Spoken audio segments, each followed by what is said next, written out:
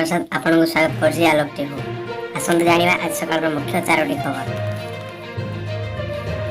देश विदेश तथा राज्य और आंचलिक खबर जानिबा आम चैनल को सब्सक्राइब करंतु और पाखर थिया बेल आइकन को दबाई दियंतु।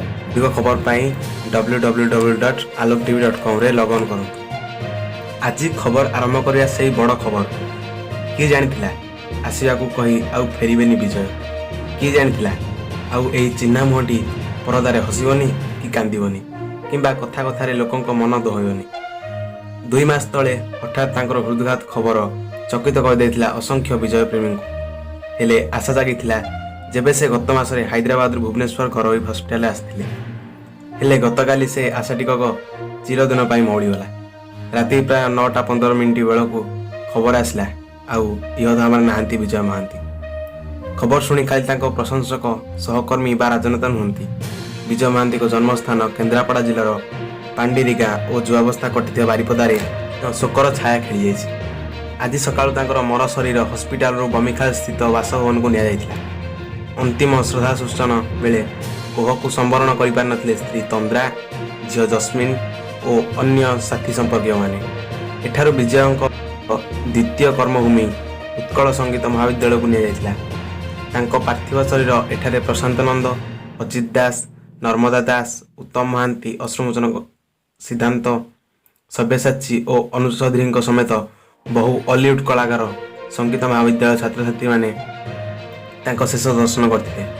एहा परे वर्षियान अभिनेता को दिया जाइथिला गार्ड्स ऑफ ऑनर। सत्यनगर श्मशान रे ज्वाई मुखाग्नि देई कहिथिले शेष कृत्य। आउ ओडिया सिने जगत इतिहासर एक स्वंतिम अध्याय लिखि पंचवत्रे बलिन हुए विजयंक शरीर। ब्यूरो रिपोर्ट आलोक टीवी। डाक्तरंक बयसर अवधि वृद्धि 62 रु 65 वर्ष। डाक्तरंक बयसर अवधि वृद्धि जहाँ 62 रु बढ़ी 65 वर्ष करा जायछि। OHMS कैडर डाक्तरंकर अवसर बयस को सरकार वृद्धि करछन्ति। खुर्धार स्थिति को जेतेबेले समीक्षा करा जाउछि राज्य संक्रांत रे घोषणा करा जायछि।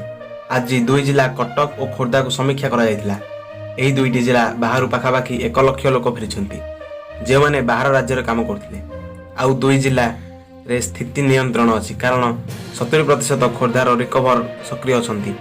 तांको तुलना रे रिकवर हार बहुत भल रहिछि। खोर्धारे सुस्थ संख्या 70% रहिथिया बेले कटक रे 61% रहिछि जहाँ जातीय हार ठारू यथेष्ट अधिक। 2 जिलार कार्य को मुख्यमंत्री प्रशंसा करछन्ति।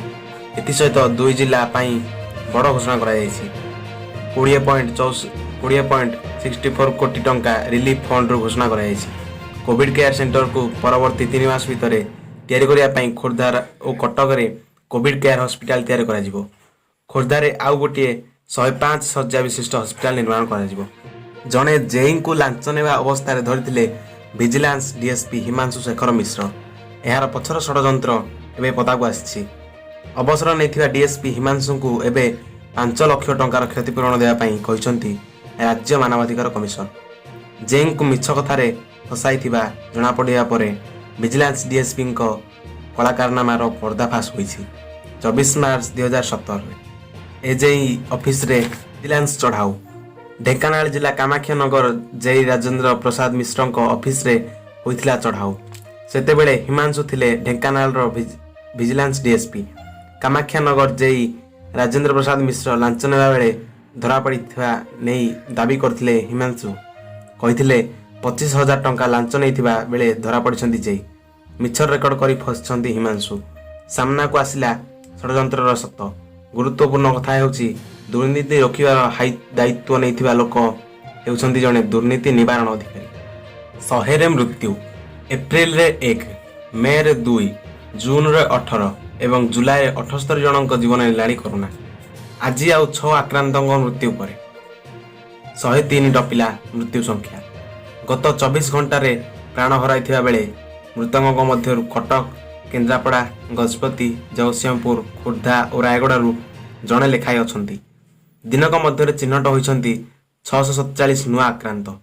तांको मध्यरू लोकाल केस 216, गंजाम सर्वाधिक 225, कटक 84, खोर्धारू 68, रायगड़ारू 47 आक्रांत।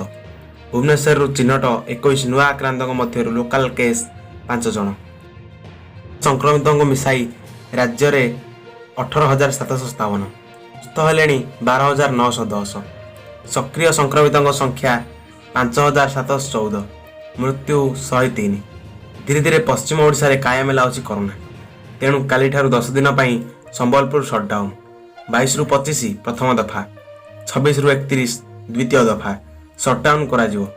एही समय रे औषध और अत्यावश्यक सामग्री को छाड़ी अन्य समस्त दुकान बंद रहियो। देश विदेश तथा राज्य और आंचलिक खबर जानिया पई आम चैनल को सब्सक्राइब करंतु और पाखर थिया बेल आइकन को दबाई दियंतु।